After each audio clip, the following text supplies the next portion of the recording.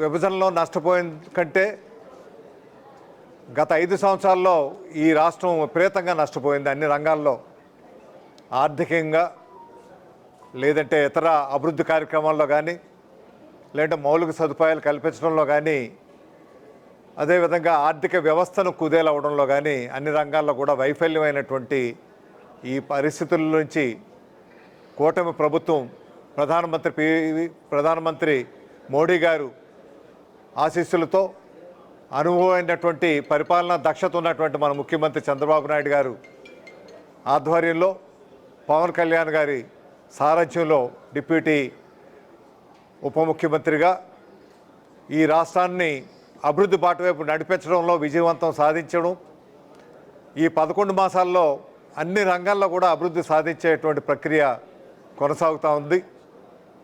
అది పెన్షన్ల పంపిణీ అవనివ్వండి, లేదంటే ఉచిత గ్యాస్ సిలిండర్లు అవనివ్వండి, అదేవిధంగా ఫీజు రియంబర్స్మెంటు అవనివ్వండి, తల్లికి వందనం, అన్నదాత సుఖీభవ కార్యక్రమం అవనివ్వండి. అన్నిటికంటే ముఖ్యం, గతంలో గ్రామీణ ప్రాంతానికి సంబంధించి పట్టణ ప్రాంతానికి సంబంధించి అయినా ఎటువంటి అభివృద్ధి కార్యక్రమాలు కూడా జరగలేదు.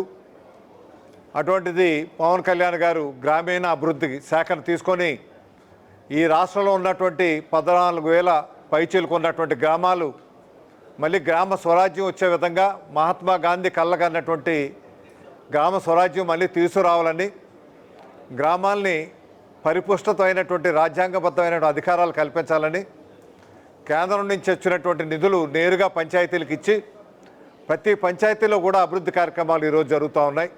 మేము గర్వంగా ప్రతి పంచాయతీకి వెళ్ళి ఈ పంచాయతీలో ఈ కార్యక్రమం చేశామని చెప్పగలుగుతూ ఉన్నాం. గతంలో కనీసం ఒక చిన్న రోడ్డు కూడా వేసే పరిస్థితి లేదు.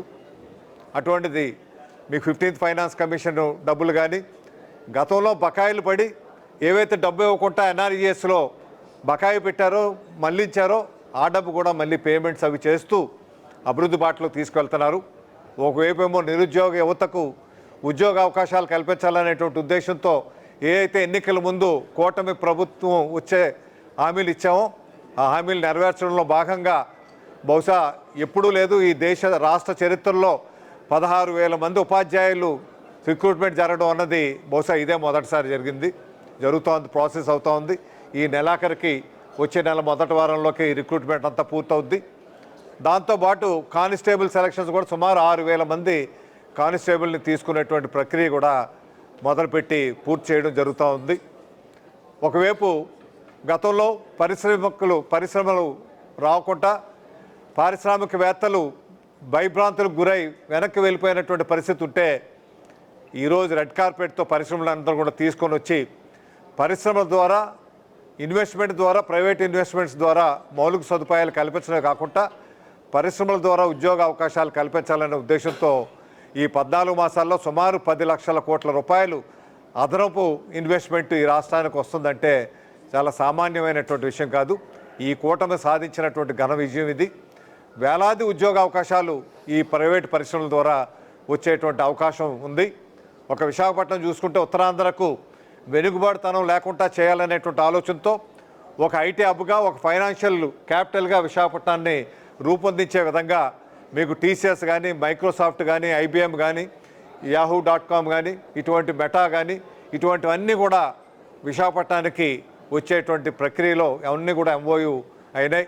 వేలాది ఉద్యోగస్తులు వచ్చే అవకాశం ఉంది.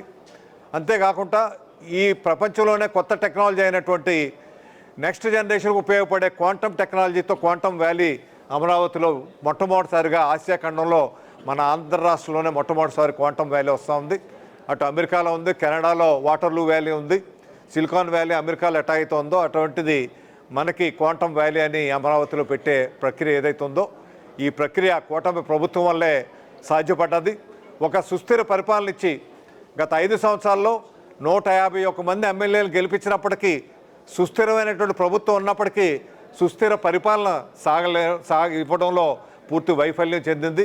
ఈరోజు కూటమి ప్రభుత్వంలో ఒకే కుటుంబ వ్యవస్థగా ఉండి అందరూ కూడా కలిపి మమేకమై కేంద్ర రాష్ట్ర ప్రభుత్వాలతో ఒకవైపు పోలవరం ప్రాజెక్టు కానీ, ఒకవైపు అమరావతి కార్యక్రమాలు కానీ ఇవన్నీ కూడా పటిష్టంగా జరుగుతూ ఉన్నాయి.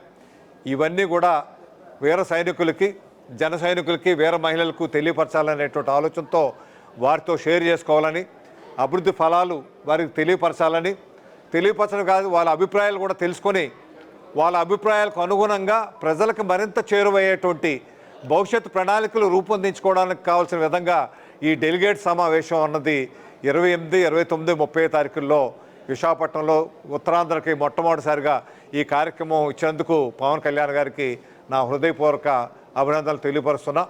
ఆయన ఉత్తరాంధ్ర అంటే ప్రత్యేకమైనటువంటి అభిమానం.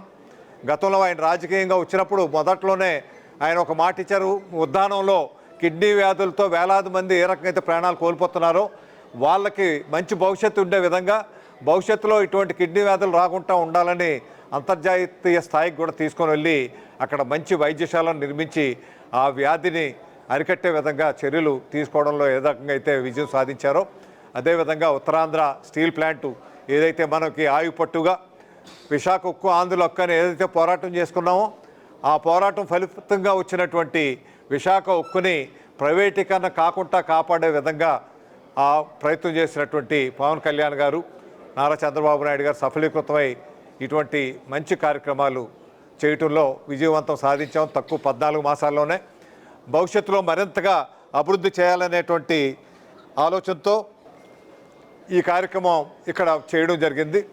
భవిష్యత్ ప్రణాళికల్లో మా జన సైనికులు, వీర మహిళలు ప్రజల్లో మమేకమై ప్రభుత్వ పథకాలు ప్రజల్లోకి తీసుకొని వెళ్ళి ఇంకా ప్రజల అవసరాలు గమనించి అవసరాలకు సరిపడగా ప్రభుత్వ ప్రణాళికలు కూడా మార్చుకొని ఇంకా ముందుకు వెళ్ళి ప్రజల్లో మమేకమై చరిత్రలో చిరస్థాయిగా ఈ కూటమి ప్రభుత్వం ఉండాలనేటువంటి ఆలోచనతో నాకు తెలిసి ఈ జనరేషన్స్లో కానీ ఏ నాయకుడు కూడా కూటమిలో ఉన్నప్పుడు తర్వాత మేము అధికారంలోకి రావాలని సహజంగా ఎవరైనా ఆశిస్తారు. కానీ మా నాయకుడు గొప్పతనం ఏంటంటే చంద్రబాబు నాయుడు గారే పరిపాలన దక్షత ఉన్నటువంటి ముఖ్యమంత్రి కాబట్టి ఆయన కనీసం 10-15 సంవత్సరాలైన ముఖ్యమంత్రిగా కొనసాగాలన్నట్టే ఒక సుస్థిర పరిపాలన ఇవ్వాలనేటువంటి ఆలోచనతోనే వారు అటువంటి నిర్ణయం తీసుకొని తను త్యాగం చేసి మంచి సుస్థిర పరిపాలనతో ఈ రాష్ట్రాన్ని అభివృద్ధి పరచాలనేటువంటి ఏకైక లక్ష్యంతో గత 5 సంవత్సరాలు ఏవైతే నష్టపోయామో ఈ రాష్ట్రంలో ఆ నష్టాన్ని అంతా పూడ్చి మన యువతకు ఉద్యోగ అవకాశాలు కలగాలనేటువంటి ఆలోచనతో పరిశ్రమలు రావాలి, మౌలిక సదుపాయాలు పెరగాలి, ఇక్కడ ఉన్నటువంటి ఇరిగేషన్ ప్రాజెక్ట్స్ అన్నీ కూడా పూర్తి చేయాలని ఇటువంటి బృహత్తర కార్యక్రమాలతో మన విశాఖ జిల్లాలోనే అచ్యుతాపురంలో గ్రీన్ హైడ్రోజన్ ఎన్టీపీసీ సుమారు 1,60,000 కోట్ల రూపాయల్లో 2 దశల్లో ఆ కార్యక్రమం వస్తుంది. మొదటి దశ ఈ ఏడాది మొదలవుద్ది. మొదటి దశలోనే 20,000 ఉద్యోగాలు అక్కడ వచ్చే అవకాశం ఉంది. అదేవిధంగా నక్కపల్లి దగ్గర ఆర్సెలర్ మిట్టల్ అనేటువంటి ఒక ఐరన్ పరిశ్రమ కూడా వచ్చే కార్యక్రమం ఎంఓయూ కూడా అయింది. అది సుమారు 2 దశల్లో అది కూడా 1,50,000 కోట్ల రూపాయలు పెట్టుబడి.